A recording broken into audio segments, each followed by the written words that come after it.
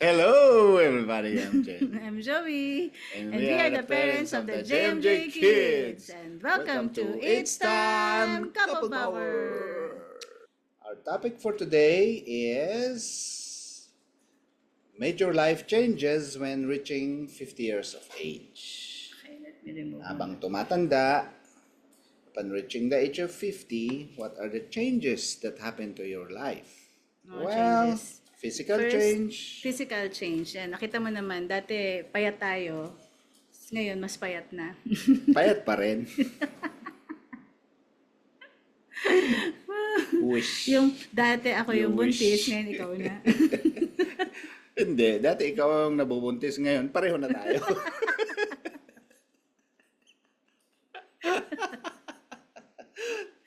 Physical, 5 months na lang matagal. pag lumabas yan, boboto na. Yeah, physical changes, yes. Does that include yung... Blood pressure. Kung napapansin ninyo, parang since 2017 or 2018, medyo mapula-pula na buhok kasi pag na-high blood, umaakit yung dugo. 50 years old is still really young. Iyang. Pero kasi dahil nga ang daming mga naririnig na pag tumatanda na, sasakit na yung tuhod, high blood, ang dami ng mga sakit-sakit, ganyan. But kami, we refuse to believe that. Although, syempre, meron talagang mga May mga subtle mga- changes. yeah, I think especially me, menopausal stage na. Kasi physical talaga eh. We Yes. are physical beings. And that's also. why, ginagawa ng paraan. Yes. Parang ina-anticipate mo na, at this point, eto na yung mga mararamdaman natin. So, dapat less na yung kain or less salt. Yung basta parang healthy lifestyle. lifestyle, ah. Especially me, kasi dahil nga, hirap na talagang pumayat. Metabolism nag-slow down na rin. Yes. Parang dati ang bilis lang, mag-diet ka lang dyan. Basta nakakaya pa. Ngayon parang ang hirap na. And kami ni JJ, nag-gym pa kami. Yes. So, yung pag-gym naman, it's not really pampapayat, no? It's talagang to remain healthy. Next is career transition. In our case, parang hindi naman kasi we love what we do and kasi nga may freedom of time at saka we were able to really raise our children dito sa Sun Life. And yung Sun Life talaga nagbigay ng freedom of time sa amin. Siguro expansion. Yeah, expansion probably, yes. Kasi mas gusto pa natin na Mas marami pang matouch na mga Yes. families. Ang ganda talaga ng career namin. Hindi namin pagpapalit ito. I mean, even hanggang retirement, iniisip namin na we'll still be here. Hopefully, kung hindi kami kick out ni BM. Hindi naman. Mabait Pero naman yes, yun. ano talaga, this is a career na we would want to do for the rest of our lives. Siguro kahit hindi na nga connected sa Sun Life, just to be able to teach financial literacy, financial education sa mga tao. Kasi, Kasi ongoing to eh. yeah, importante siya. Yung mga hindi naman natatapos to sa isang generation eh. Next generation, kailangan pa rin yung... at saka education talaga, parang Exact, kailangan kaya dito nga. sa Pilipinas. Kaya Kasi nga. paulit mong ginagawa or sinasabi, hindi pa rin nila Yes. magets na they can really be rich, they can choose to have a simple lifestyle and really get to their financial goals na may mga konting sacrifices lang muna sa start but you'd reap the rewards later on. So, just like in our case. So, pwede naman. Possible talaga. Yun lang. Hindi... Well, in our case, we already have proven that. Kaya malakas ang loob namin na to share our own story because we've done it. We've done it ourselves. At nakita niyo yung mga kids namin, they also have their own investments at their young age. Kaya gusto namin na matutunan ito ng bawat Pilipino, pamilyang Pilipino. Yeah, in connection with that, we also, at the age of 50, or start thinking about retirement planning. Yes. Ang retirement planning mo. Siyempre, farm, di ba? Para lalaki tayo sa farm. Para masabi rin naman mga anak natin na project farm. Para magkaroon naman ng mga apo naman natin magsasabi, "Ano ba kaya ako sa farm?"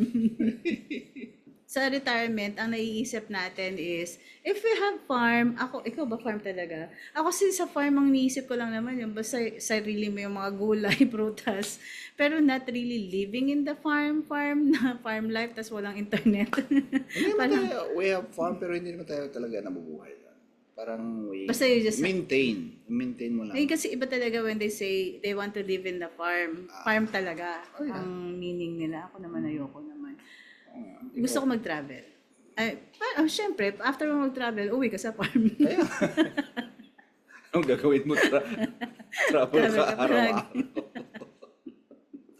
Pwede naman travel ka sa bahay mo sa farm. Kasi malayo. Malayo yung farm. So, travel every day. Pero hindi rin gusto natin naman. Yeah. Like, gusto namin talaga mag-travel. Like me, hindi mo pakali pa ako. Kailangan ko talagang lumalabas. Yeah. Anong So, tawag doon? yeah, that's what, at saka gusto ko di pag halimbawa tayo na lang, yung retired na, gusto ko na manonood ng mga plays. Mhm. Yun yung type So, of retirement na I want na when we Yeah. go out of the country, nanonood tayo ng mga Broadway plays. Yes. Yeah, pwede naman yun. Sa Paris. Tapos kain tayo sa London.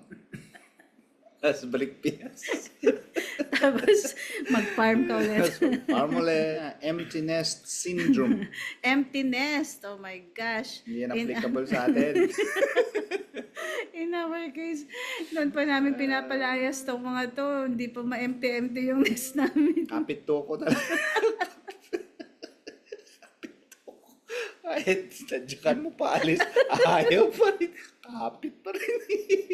Mga kapit ako. No, seriously guys. Sa amin kasi, we have adapted yung sort of Canadian culture na at the age of 16 dapat nag-work na sila, dapat financially independent na sila. Mhm. So we were able naman to teach that to them.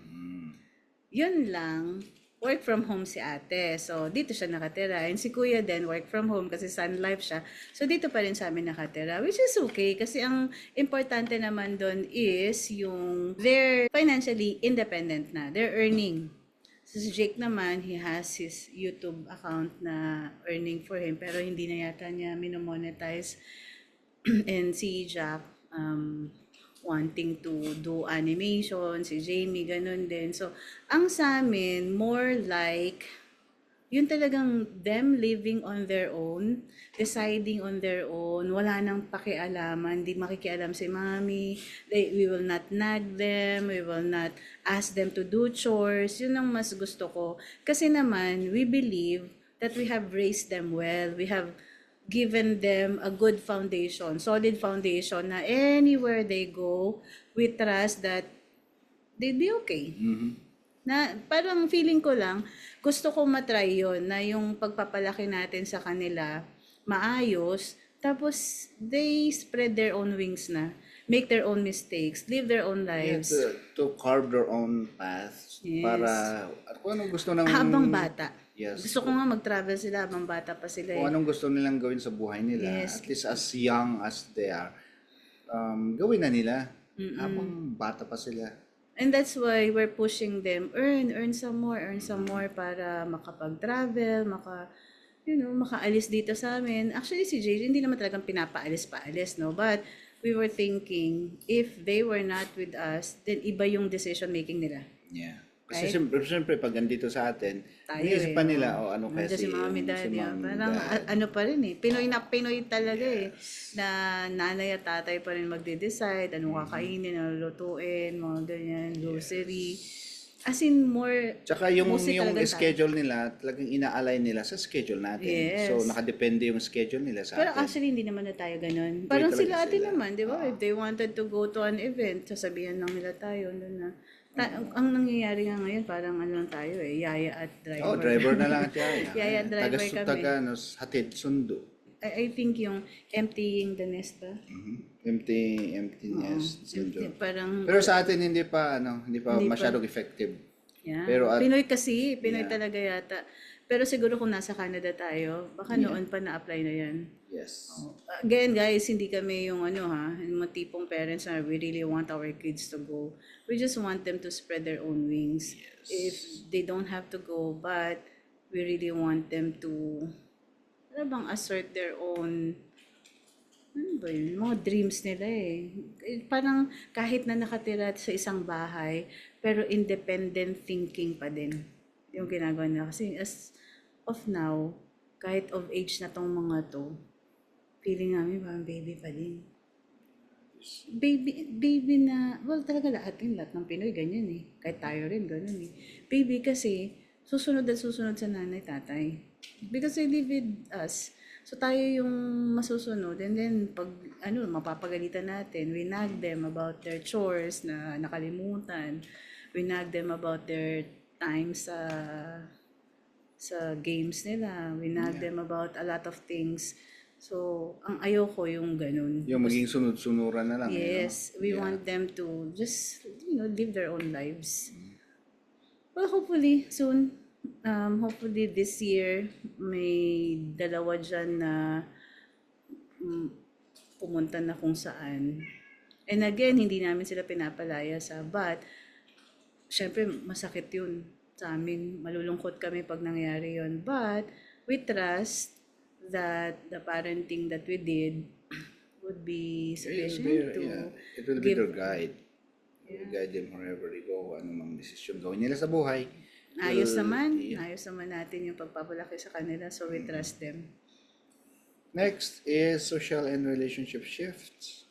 Yan, well, naiiba yung mga group of friends, di ba? Dati, meron ka pang mga ibang barkada dyan na inuman or sa amin wala naman sa atin. But, naiba pa rin yung set of friends. So, now, we have new Couples for Christ group na okay naman. Bago lang kami dun.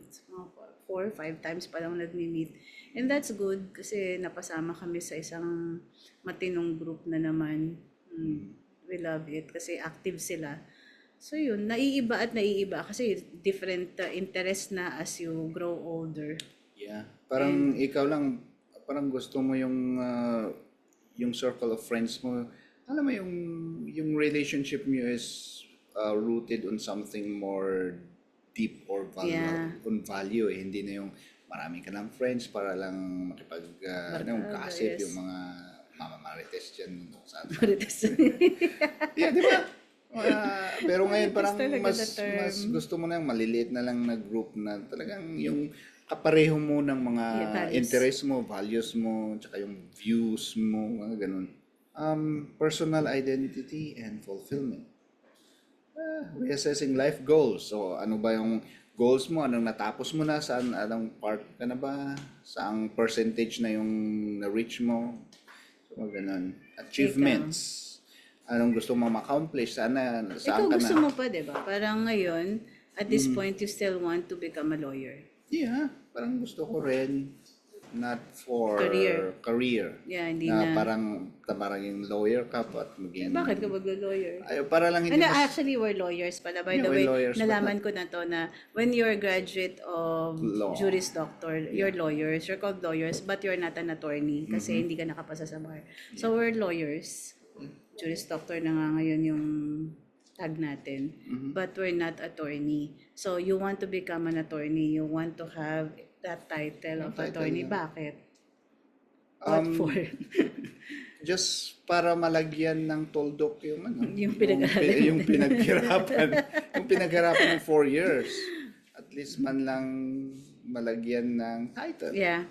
Pwede naman, why not? I mean, just to improve yourself. Kasi maganda rin naman talaga may legal background. Like in our case, di ba? Since sa ngayon nga pero ginamit na natin, di ba? Exactly. Sa ngayon nga na hindi pa tayo attorney, dami na nating na pakinabangan with that degree. Eh di lalo pa kapag attorney ka na. So ikaw na yung papalit kay attorney season na kapag may katwiran, ipaglaban mo. Hindi na siguro gano'n. So hindi mo paglalaban pag walang katwiran. Hindi gano'n na ra. Siguro nung bata-bata pa tayo, sige, ra. Hindi rin? Hindi, for sure. So, makipagrarara tayo. Nung di ba? Nung bago pa tayo pumunta ng Canada. Ibig lang sabihin is, when you see someone na you needed to defend, you Oh will yeah, defend. pero hindi ibig sabihin na talagang yun ang Hindi na, 24/7 hindi naman ano mo na ganun. yun. Pero like ako, kahit may mga opinion lang dyan, Oh yun, for diba, sure. nag-advise pa rin tayo For ng what to do, sure. especially legal ways to do. Next is embracing new hobbies and interests. Yan. Oh, yan. Pala ngayon, ikaw. What's your latest hobby? Magtahi. Bumili ka ng, what do you call it? Electric sewing machine.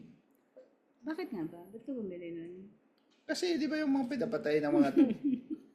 Well, ako pa rin, self-development pa rin. As you know, mahilig talaga ako nag-a-attend ng mga ganyan, seminars. Tama, lifelong learnings. Kung continuous pa rin. Mga Alam, maganda lang improvements ang of maganda lang dun improvement. sa career natin ngayon was because we had so much time, freedom of time nga, 'di ba?